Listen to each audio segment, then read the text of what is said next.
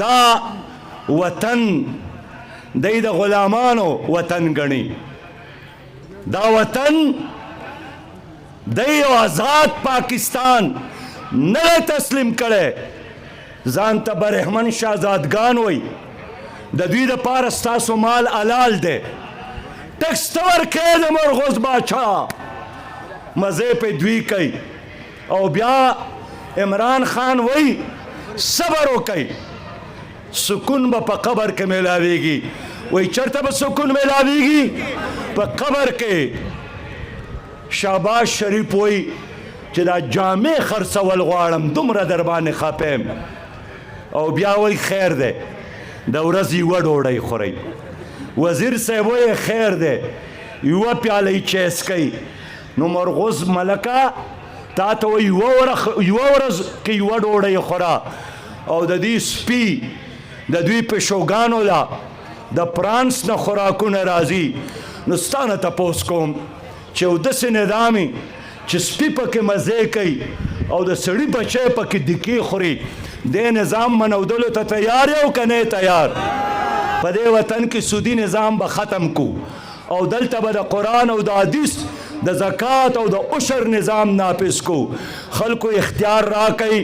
دې ستاسو جماعتونو کې به عدالتونه لګي چیف جسټس به په جماعت کې ناستي لکه چې په مدینه کې قاضي به ناستو د مدینې په جماعت کې به قاضي ناستو نو ستاسو نه ده خوښه چې په دې جماعتونو کې عبادت هم روان شي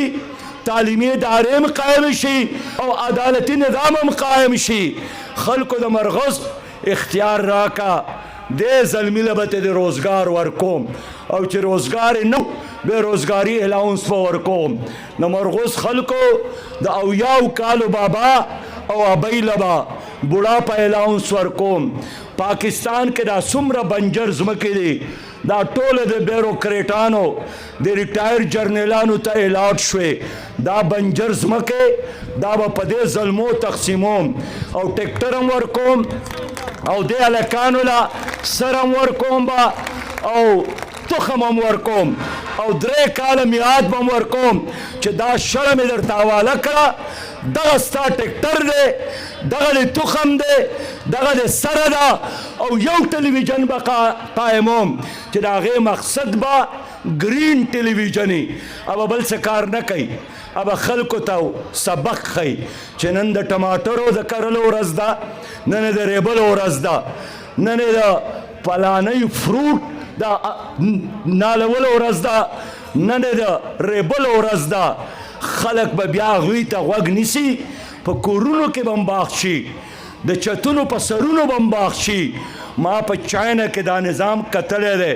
په دې ټولو کټونو د کوټو په سرونو به په کورونو ګملې پرتې وې ټماټر مرچکې الوګان کور واړې وړې دا اسټبري